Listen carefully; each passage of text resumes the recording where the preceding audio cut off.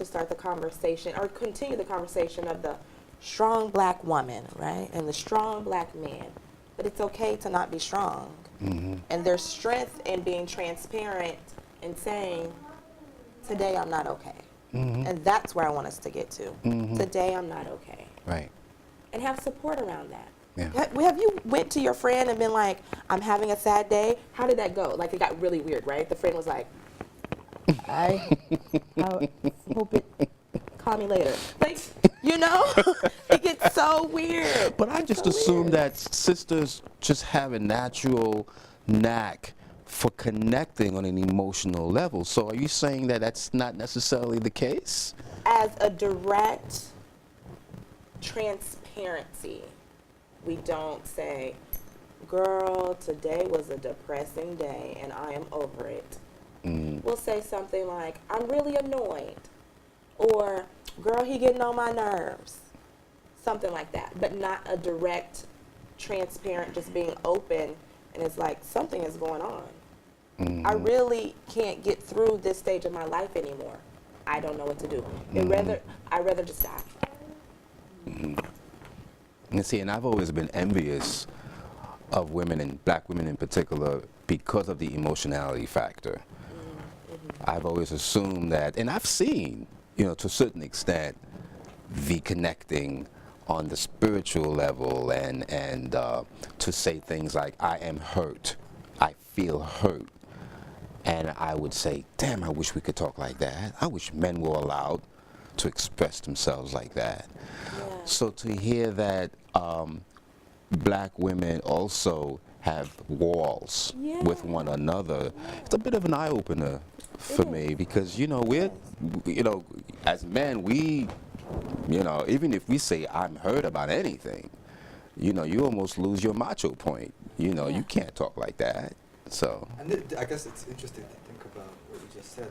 I don't know if there's walls or the way the conversation goes. Because I think women do a good job even hanging around Kymani. When you say I'm annoyed, the conversation immediately goes to the situation and it never goes back to that initial emotion or talking about that initial emotion. So it's like, I'm annoyed today, and then X, Y, and Z, and then you talk about X, Y, and Z, X, Y, and Z, and never a check back into like, how are you feeling? So I think there's a lot of emoting, and I think maybe it's building up the emotional literacy to know like, okay, I'm annoyed, I'm irritated, he's getting on my nerves, and then returning back to what are your nerves like, or, you know, what's going on, you know? Because I think we do a lot of like firefighting to solve the situation. We do. We're very solution focused. Right. Very solve the problem, get you going, you'll be okay. But when's the last time has anyone asked you, or you've asked someone, how are you feeling today? Right. If someone asked you that, what would you even say? How are you feeling today? Right. Because okay is not a feeling. Okay is not a that is not a feeling word. Right. So how are you feeling today? I'm okay. That's actually, you didn't answer the question. Right. And how many people really would answer if you know, how you doing? How are you? Yeah. Most people just say fine. How many people would actually say, actually, I'm not? And how many people would say, I want to hear that. I want to hear your story. I think the way we're programmed, I think most people probably freak out a little bit. You know, I didn't really mean how are you. It's just something we say. You know? I was just being cordial and polite. Yeah.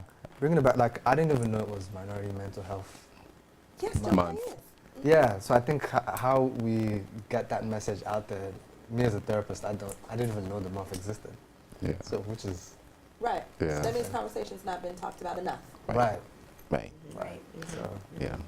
I think there was a great question posed, and that question is, how are you? Right. And I actually want to go across the panel and ask that question now. So I'll start by saying that I am anxious, I'm worried, and I am feeling heavy with everything that has been happening recently. And this is why I thought this conversation was very important, because I understand that I'm not the only one. And it's time that we have an honest and transparent conversation about how we're feeling and get to the business of dealing with it instead of just coping with it. right? So we talked a little bit about the benefits of mental health, and it's a very popular term, but what does it actually mean to have mental health? Can we talk about that a little? What does it mean for each of us? But first, answering the question, how are you? How are you feeling? Yeah, Ike? So I guess I'm feeling confused, ambivalent about what's going on. I'm just worried in my general life about things going on. But it's interesting we're talking about how we're feeling and then the coping aspect.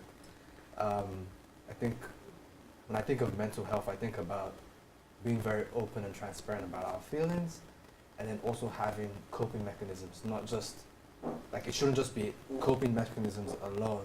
It should be coping and being able to talk openly about our feelings. And it's interesting, with all that was going on yesterday at work, a white coworker was asking me, how are you coping with all this? And it irritated me. Yes. Yeah. I was like, this is not the first time, but I didn't say anything. I haven't addressed it yet. Yeah. And I don't know how to address it. I just kind of kept quiet. Yeah. But, I think, so coping, feeling, how we talk about those two things in this present moment of just, Black social death is tough. Yeah. That's what's going on. Yeah. How about you, Mr. K? How do I feel? I live in Westchester County, and so I take the Metro North to go into the city. And today there's a game at Yankee Stadium, so the cars were packed with white spectators, or to-be spectators. And I was sitting there trying to find the name of the feeling, right? Because sometimes we're not really sure what to call it. But I was noticing the obvious laughing, and we're gonna go to the game, and I'm like, Black people are dying. Black people are showing you on social media how they're dying, and you are excited about a game. And I was the only person of African descent in the car at the time, and I was just shaking my head. Now, I have white friends, very good white friends. In fact, I don't even like to say the word white, because then they're just so much more to me than a color. I don't have too many, and the kinds of European American friends I have, they have a clear understanding of racism and how it works, and colorism. But I don't have a lot of those friends. They're usually the weird ones in their tribe. You know what I mean?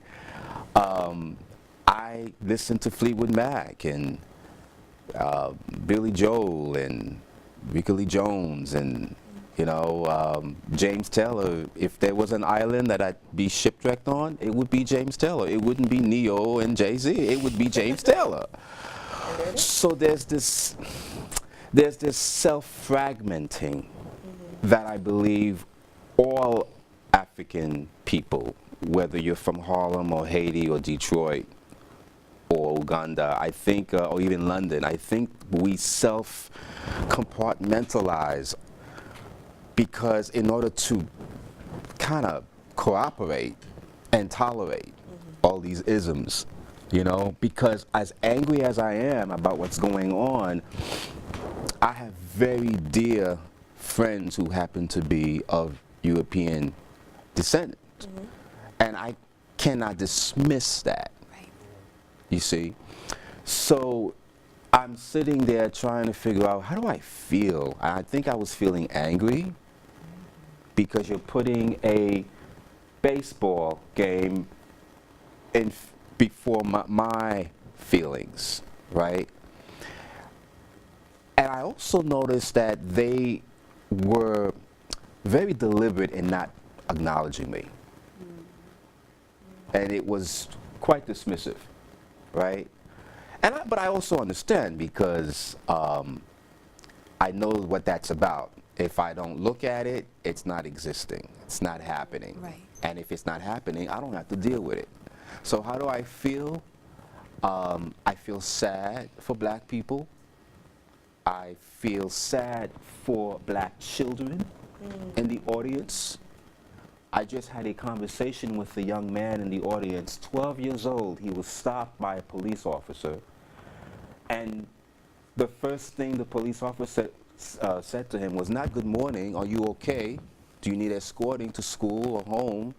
He said, "Did you steal that iced tea you have in your hand?" And then forced him to go back to the store to ask so he could ask the owner, "Is that true?" And the owner said yes, he took it. And then he allowed the kid to go back towards school and followed him.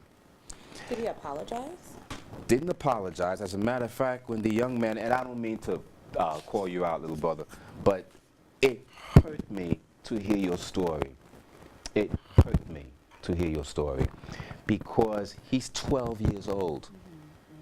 12 years old, having to already being introduced to adult realities. Right?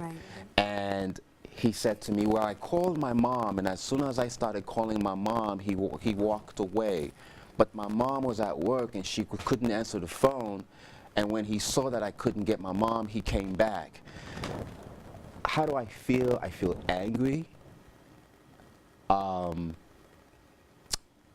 Obama this morning was saying maybe it looks bad. I just wanted to just get on that plane, go to DC, go to the White House and say, "What's going on with you?" But, you know, he's a diplomat, so I had to check that. I had to check myself. You know, a lot of times we expect the president to be, you know, some kind of radical, you know, person. He's a diplomat. That's what he does best. So, you know, I'm not excusing it, but I'm understanding it. So I'm very concerned about our young people right now. I'm very, very concerned because it's not looking good.